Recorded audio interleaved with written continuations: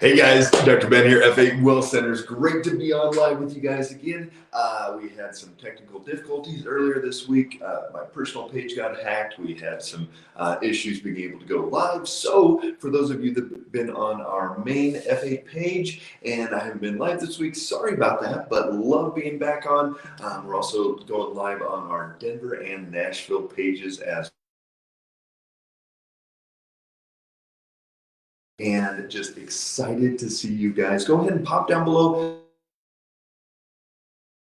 the country, all over the world. Love to see it. Love to see those questions as well. So today, let's get into it. Anything that you've been having questions about, it could be all the way from long COVID. That was the email that we sent out this morning, which look at that. And if you are not on our email list, pop down below or send us a direct message with your email. We go weekly on our emails. Lots of good information, even some things that we can't talk about here on social media, but would love educating. And just one more piece. Hey, Lorraine, great to see you down in Arkansas.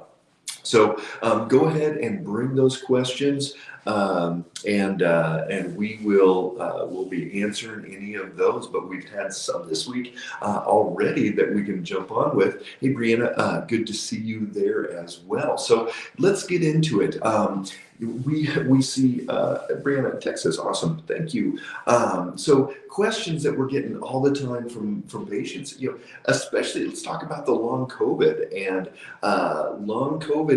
We're seeing this in a lot of people, all the way from smell issues to lung issues to fatigue to all types of different things. But one of the biggest things that we see is that it's actually reactivation of Epstein-Barr. This is of studies where they've looked at people that have long COVID issues.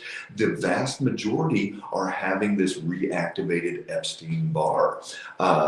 So we'll get into that in a little bit, but I think we had a question here. All right. Louise, will insurance or Medicare cover your visits? So here's the deal. Insurance companies, Medicare, they will cover drugs, they will cover surgery, they will cover the traditional medical route that is failing the vast majority of people.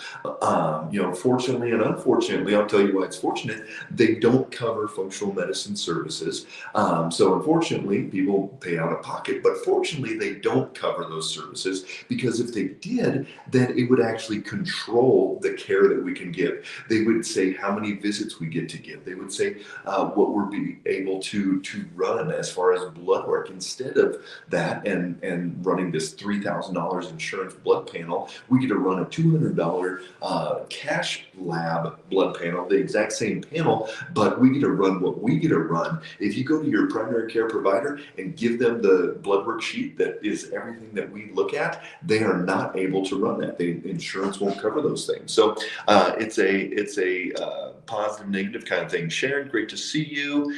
And Brianna, thanks for the share. And Mindy from Tennessee. Awesome. Are you close to either one of our offices in Tennessee? The difference between using a sauna and a hot tub. So the biggest one is going to be temperature difference. And so the sauna, especially the kind, Brittany, you want to pop down below a link to that. People can get 10% off the head out portable saunas that we use. So Mindy, the difference between these two is the temperature. So the sauna, especially the portable kind where your head sticks out, it can get up to 170, 175 degrees, which means that you're going to get to a totally different heat level versus your hot tub, which maybe is 105, 106 degrees. Anything over that, you're not going to be doing very well. The other thing with the hot tub is 99% of hot tubs, people are using chlorine and chemicals in there that are not good for the body. You're absorbing that chlorine in. It's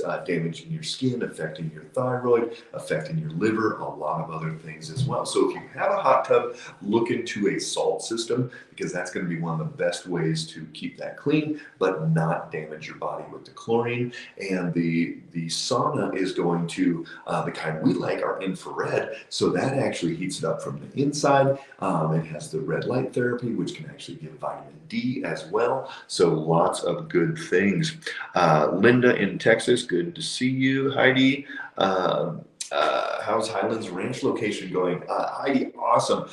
We have over 40 new patients already in the Highlands Ranch location. We just opened up on Monday, and so if you've got any desire to get into that location, whether you're in New Mexico, Kansas, anywhere in the Denver, Colorado Springs areas, give us a holler. We're booking out into March already, so it's exciting. We're helping a lot of new people there. And what is a good level for vitamin D? Penny, great question. So lab range, and this is really important, lab range is 30 to 108. And that's going to be just the okay range that we see when we send our blood work out and they go, oh, you're at 31, you're okay. But optimal range is something different. That bell curve is what you look at and you go, okay, here's the okay range, but we narrow it down to optimally healthy people. And so that's going to be 60 to 80 is what the research shows is that our vitamin D levels should be. And if you have an autoimmune condition or some type of inflammatory or immune deficiency, your vitamin D needs to even be closer to that 80 level. So have you checked yours lately, Penny? Oh, great. Mindy, great to see you there, and hope you are having a good time down in Nashville with the team.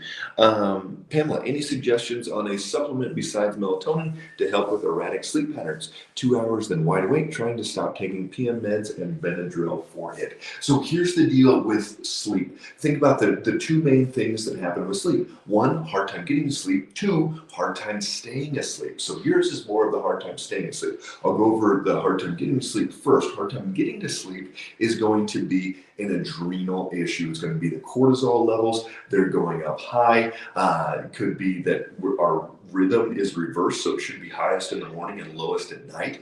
You might be getting a second wind if you can't get to sleep like you need to. That's where, go check our YouTube channel. I've got lots of videos on sleep hygiene. You've got to put the work in to get into that good quality sleep state. So if you're having a hard time getting sleep, focus on changing those adrenal patterns, getting that cortisol down at night, and that's going to make a difference. For those of you that are waking up, especially after 2-3 hours and can't get back to sleep, that is going to be usually and various things can happen, but the number one cause is going to be blood sugar dips. So if your blood sugar starts going down in the middle of the night, and then your liver needs to kick out that glucose, but it's the adrenal glands that tell the liver to kick out glucose. So your glucose goes down, adrenals tell the liver to kick out glucose, and then all of a sudden you've got this adrenaline flowing through you, and you can't get back to sleep, and you say, oh, my mind's racing. I'm worried, I got a lot on my plate, whatever. It's usually a blood sugar issue. So you need more fat with that dinner meal. Maybe you need a little snack before bed, have a little celery and almond butter, something along those lines. Give that a shot, Pamela. And if you're checking your blood sugar, that would be great as well. Heidi, great to see you. It was 5 this morning. Carol, yes, she was one of our first new patients down there in Highlands Ranch. Thanks for sending her over, Carol. We'll take good care of her.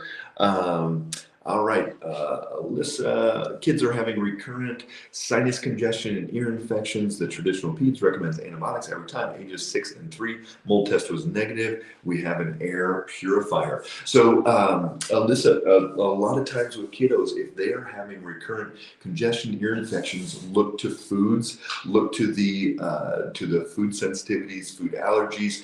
Look to the main ones first. So take out gluten and dairy. Those are going to be the most mucus producing foods. So take those out first. And then if you need to, you can start cutting into the corn and soy and some things like that. But definitely the gluten and dairy. And then you want to look into the gut and work on glutamine, do some kill off. The oregano is a great one. Brittany, you can pop that down below for the Well Store. Probiotics, things like that. So if it's not air, I'm glad you already checked for mold and you got the air purifier. If it's not a mold issue, which is a common thing if multiple people in the house are having those issues, then look to the gut and some of those things first. Hi, Miriam in Germany. Great to see you. Monica, that is you. Good to see you. And are you offering phage therapy? Not sure what you're talking about there. Let me know, Lonnie, what you're talking about. Penny, 56.7. So if you're taking, let's say 5,000 a day, I would go ahead and take another 1 or 2 days out of the week, double that up and go up to 10,000. And that should get you up into that 65, 70 range, which is going to be great for that one. So again, pop down any questions you guys have, anything about long COVID, hormones, adrenals, anything like that. New grandma from Minnesota listening. Debbie, congratulations. Misty and in Gothenburg. How are things going over there, Misty? Long time no see. Love to touch base. It's probably about time for a new blood work for you there. And Carolyn, have you seen unexplained neurologic issues after COVID vaccines? I also have Hashimoto's thyroiditis. Yes, so we have seen unexplained neurologic issues from both COVID, people having post-COVID symptoms as well as their shot. And so we're not sure, is it the spike protein or what is going on? But we had one patient, she actually, crashed big time, developed POTS, which is going to be that postural, the static pressure where if you change positions, it's going to crash down, and then your heart rate jumps up because your blood pressure goes down. And so if you're getting high heart rate and getting dizzy easily, that is what we've seen post-COVID and post-shot. So a lot of times that's the adrenals need to be rebuilt. You got to work on different systems to get that going. But she was actually in bed for like 4 or 5 months, burning neurologic pain, lots and lots of weird stuff. So she's doing way, way better now, able to exercise, do all types of different things. But yeah, that was a big one. And then you also have Hashimoto's, Carolyn. So remember, Hashimoto's is autoimmune thyroid. So this means the body is attacking itself, and odds are in over 50% of the people that have one autoimmune condition, they have multiple. So there's a very good chance that you have multiple autoimmune conditions going on. You need to check your rheumatoid factor, you need to check your ANA, a lot of different markers that you need to be able to see, is your body attacking other tissues?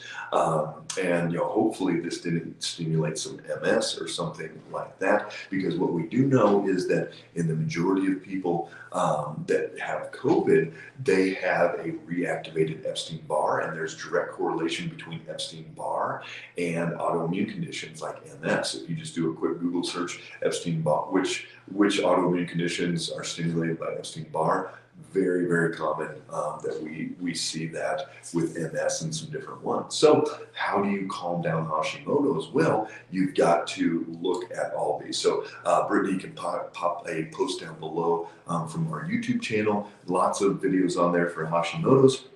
But basically, you've got to start on that wheel, and you've got to fix the blood sugar and the adrenals and the estrogen imbalances and leaky gut, and come off gluten, and get your vitamin D up to 80, and go through any infections and all of these different things. You've got to go through all those systems and get it fixed up. So hope that helps.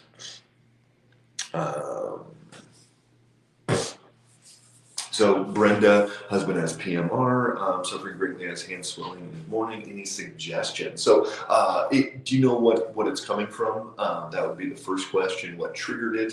But ultimately, even with random things like that, and that swelling and all those things, it's the same thought process. You've got to take a step back, and you've got to evaluate, what's his blood sugar doing? What's his blood pressure? Is he having inflammation in his body? What's his liver? Is he insulin resistant? Does he have gut issues, microbiome imbalances, leaky gut? Does he have fatty liver? Is there brain stuff? Is there thyroid stuff? All of these different systems need to be evaluated, no matter what the end stage symptom is. And as you do that, even if there's not a magic herb or anything like that can fix it, you can definitely get better in there. Kevin, my TSH is within range, but my T3 is below mark, and my T4 is above mark. Please explain. Brittany, share with Kevin the thyroid under conversion videos that we have on YouTube. So Kevin, here's what happens is T4 is the main thyroid hormone that gets produced from the thyroid gland, and that's going to be about 93% of your hormone tissue secreted is going to be T4. Only about 7% is T3, but T3 is the active usable form. So we need lots of good T3 in the right amount. But what happens is that T4 has to convert over into T3. And if we're not converting, so that's the problem. You've got plenty of T4, not enough T3. You've got this beaver dam set up, and you're not going to be spilling over into that T3. So a lot of times people are on levothyroxine, which is a T4, T4 supplement, T4 hormone coming into the body, and it's going to the assumption is that it's going to convert over to T3 like it's supposed to, but not everybody it does that, because here's the deal: 60% of that conversion takes place in the liver, 20% of that takes place in the gut. So if those aren't working well, you're not going to be converting like you need to. So there's specific nutrients that can be helpful with that conversion, but you also have to focus on the liver and the gut. And for some people, if they're taking levothyroxine, they need to switch over to Armour, Nature Throid, one of those, because that has T3 and T4 in it. So hope that helps. Check out our video, and you can definitely learn more about that one. Marianne, why some people don't have any problems with eating things like green tea, garlic, or ginger, and then these foods start giving them high blood pressure? My question would be, how do you know that those are actually giving the high blood pressure, or if there's other things that are going on that are contributing to that high blood pressure? Ultimately, if it is those, like that's the only thing that you did was eating those, or you take them out and then your blood pressure goes down. The green tea especially is going to, and this gets a little technical, there's this teeter-totter of Th1 and Th2, and it's different parts of the immune system. And green tea is going to drive one side of that teeter-totter, and then you've got things like medicinal mushrooms, things like echinacea, and some of these other ones that are going to drive the other side. And so it may be that that Th1, Th2 is out of balance. Do a Google search for that. That's a little more in depth than we have time for today, but do a Google search on that. Th1, Th2, look up Dr. Kharrazian. He probably has some videos on this as well. Kharrazian, Kharrazian, Datis Kharrazian, and he gets very in depth to that. So check that out. It's probably a Th1, Th2. Hey Val, 11-year-old son gets getting headaches. Any general unheard of helpful things for kids you might know about? So rule out the basic things first. Have you had his eyes checked? Is it when he's at school? Is he on the computer? Some of these schools, they're in computers non-stop now at school. It could be that blue light. Look into the blue blockers, some glasses that can block that blue light for him. So rule those things out first if they're okay on the weekend, and then he gets them during school. There's something going on there. Could be a posture thing. So yeah, a lot of 11-year-olds, if he's doing video games, if he's on phones, things like that, it could be a posture thing, and the neck muscles could be too tight. Get off video games, get off electronics, make sure his posture's working on that as well. And then from there, then you can start getting into, if all those things are good, then you can get into a brain map and see if there's certain parts of the brainwave pattern that are overexcited that could be causing the headaches. You can get into inflammation. Look at the blood sugar. Is it when that blood sugar goes up too high, when it goes down too low? Those are some things as well. So let me know if you've got any other questions on that one, Val. And Henry over in India, good to see you. Psoriasis is reversible. Your wife has improved a lot. Good. Glad to hear that. As you advised me regarding bone broth, autoimmune paleo diet, and prebiotic, it has worked. How long will it take to improve her skin? How long to continue this diet and broth? Thank you, doctor. Yes. So Henry over there in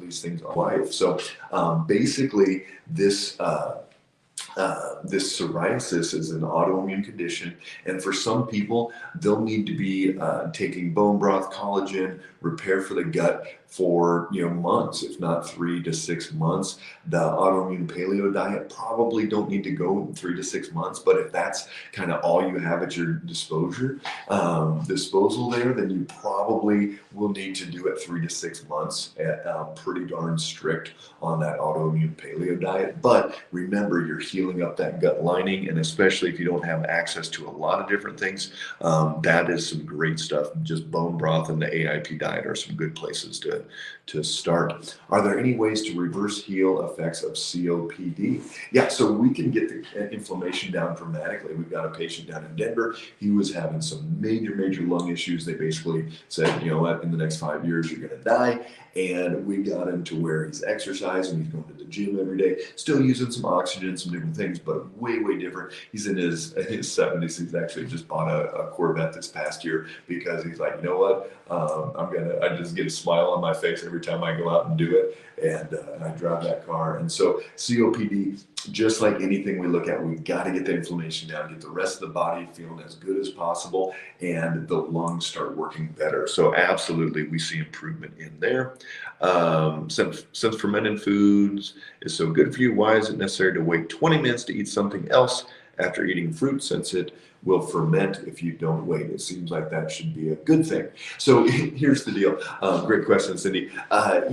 When we're talking about fermentation in the gut, that's not a good kind of fermentation. It's not going to sit there for days and build up the good bacteria and all that. It goes into putrefaction, basically. So you do not want that fruit to sit there. You want it to break down, absorb. Otherwise, it actually can start to putrefy in there. But that's a great question. I never been asked that before. Amanda, still getting headaches from round 2 of having COVID. Any recommendations? This is probably an inflammatory process. Hopefully it didn't trigger autoimmune, but you need to look in depth. You need to run that complete full blood panel, no matter where you are in the country. If you want it, we can get that blood drop shipped to your front door, and then you just get it drawn locally, and we can review that with one of our FA doctors. So I mean, you've just got to dig in deep. There's no magic thing that we have. Check out our email today. If you're not on our email list, get that direct message us. Brittany will get you into that email list, and we just went over a lot of those things as well. So you've got to get that inflammation down. You got to figure out which systems are out of balance, and that's going to make a huge difference. So give me a holler if you got any questions on that, Amanda. Brianne, you're taking Armor. How's your thyroid hormones doing? You are welcome, Kevin. Karen, what is your website to buy nasal spray colloidal silver, please? Brittany, you can pop that down below. The F8 well stored, and the nasal spray should be on there. Double check that one. We just got it to our distribution center, so you should be able to get that. If not, we can drop ship it from our main office. Robin, any help for constipation? I have tried it all. So one of the things that we see for those people that have constipation that just are not getting better is to look to the brain, especially if somebody has had some type of brain injury, TBI, anything like that. That can definitely slow down that peristalsis. It can affect the gut motility. It can affect the vagus nerve. But one of the biggest things is going to be that vagal nerve tone. This one, if you're desperate, if you've tried everything, doing a coffee retention enema. So Google coffee retention enema, and it's not a coffee enema, it's a retention. You hold it as long as you can, and that coffee stimulates those nicotinic receptors, and that's going to drive that vagus nerve, and will start stimulating that vagus nerve and get that peristalsis going again. So for anybody that has had chronic constipation, you've tried your magnesium, fiber, and vegetables, and manual stimulation, all those things, coffee retention enema is the trick for you. can going off bioidentical hormones raise blood pressure? So, Vicky, just going off the hormones won't raise blood pressure, but if you go off and your blood sugar gets out of balance, if depends what you were taking, if your testosterone crashes or any other things, it's just telling us that something else changed in your body. Maybe your emotional state got worse and you got more anxious. A lot of things could have shifted. So it probably wasn't going off the hormones, but it's the other things that were affected by doing that. Hey, Tony, you are so welcome. And Val, thank you. After watching benefits of infrared sauna, I purchased the Therasage 360. I got it Tuesday, have used it twice already, love it and recommend it. Awesome. Yeah, so Kathy, great to see you. Brittany, go ahead and make sure that link is on there as well. You guys can get 10% off. This is the best. This is the one we've got in our bedroom at home. Michelle and I use it all the time. Our kids, if they're feeling run down, they get in there. The cat actually jumps in anytime it's been on, and it's still warm in there. So it is great. And good to see you. Hope you guys are well. Vicky, you as well. I've got to jump. Thanks for being on, guys. I was super excited to be able to figure out how we could go live and actually be on with you guys. So we will be back in that regular schedule and just getting the information out. We do have some other videos that we did this week that we put on that were recorded earlier this week, but I will be we'll probably be redoing one of those that Dr. Jake and I that was really good that maybe you didn't see live. So all right, guys. Drop any other questions down below, and I'll be getting those later today. Take care.